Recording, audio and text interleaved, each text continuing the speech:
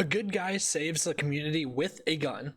A conservative watch group is calling out major CEO companies, and we look at further politicization by Dr. Fauci regarding mask mandates.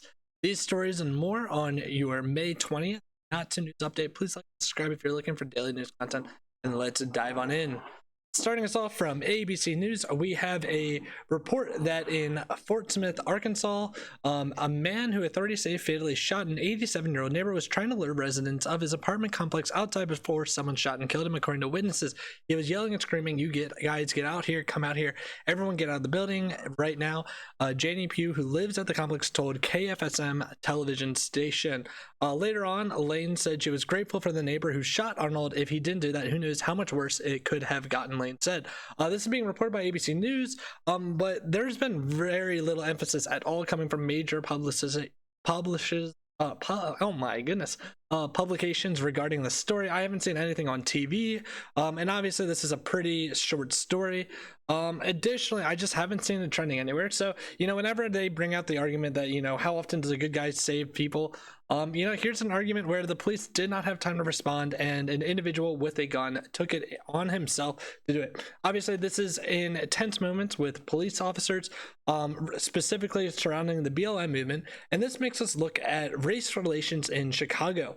Being reported by Fox News, Chicago Mayor Lori Lightfoot will grant interviews only to black or brown journalists, local reporters say. Reporters out of Chicago are alleging that Democratic Mayor Lori Lightfoot is now granting interviews only to journalists of color. NBC5 Chicago political reporter Mary Ann Aaron took to Twitter on Tuesday to mark the midway point of Lightfoot's first term in office and apparently acknowledge her failed effort to land an interview. As Chicago mayor reaches her 2-year midway point as mayor, her spokeswoman says Lightfoot is granting one-on-one interviews only to black or brown journalists, Aaron tweeted. Obviously, everyone knows that if a white politician did something like this, where they were only granting individuals interviews, if they were white, it would have been seen as racist. Notably, we have a trend in our communities that we say that businesses must grant, their services to individuals regardless of their race. We've said that it's illegal for you to be a business and say that it's a white-only business. It seems to me that it's only fair that our government officials are held to the same standard. Obviously we're getting a lot of calling out of high officials, and this is going as well over into the private sector. Being reported by MSM, a conservative group, by CNBC, on Microsoft News Network, a conservative group launches an ad campaign against woke capitalism targeting CEOs by name. The ad criticizes American Airlines CEO Doug Parker for his high pay at time of layoffs and taxpayer bailouts for the industry, targets Coca-Cola CEO James Quincy over obesity in America, and they criticize Nike CEO John Oho over allegations of forced labor in China.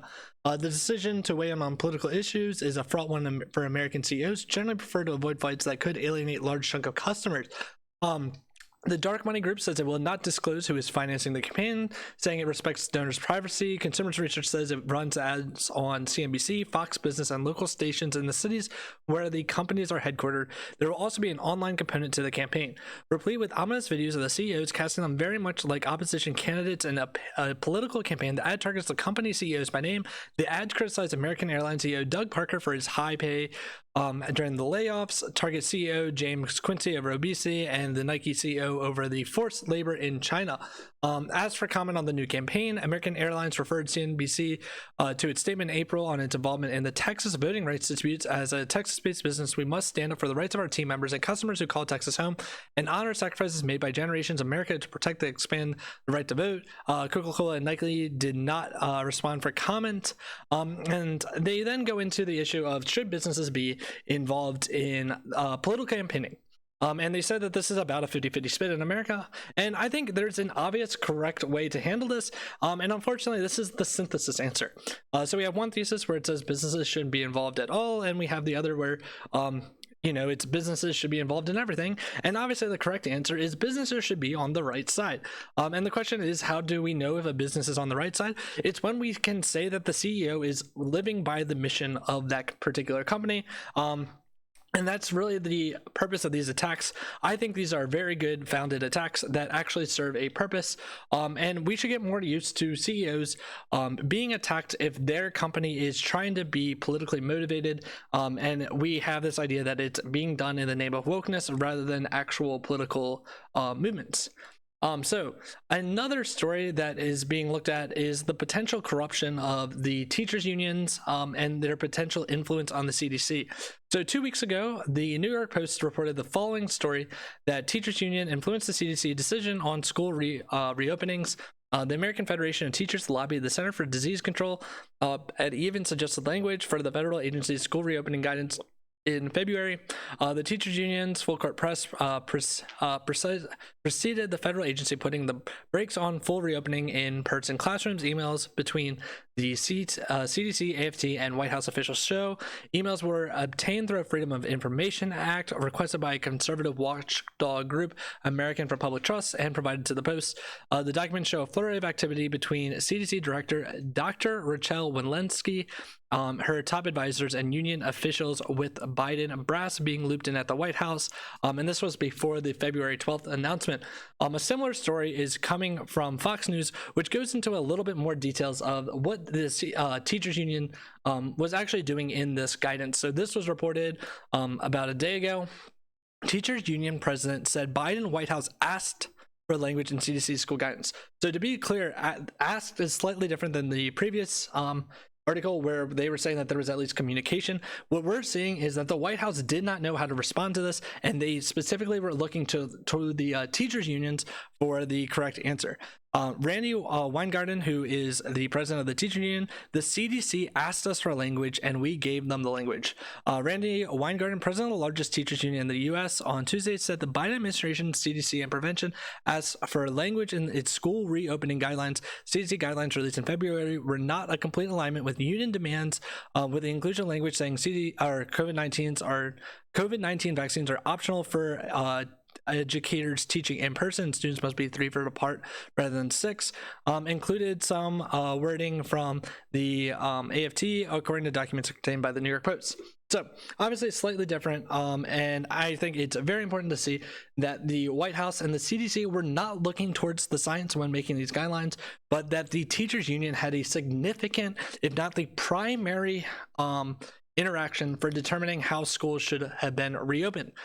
This just goes into further dismiss just the complete lack of political or reasonable scientific response, and instead the politicization of the COVID-19 pandemic. Specifically, another example of this is Dr. Fauci and his mask wearing. So coming from Yahoo News, Dr. Fauci says this is what made him finally ditch his mask indoors.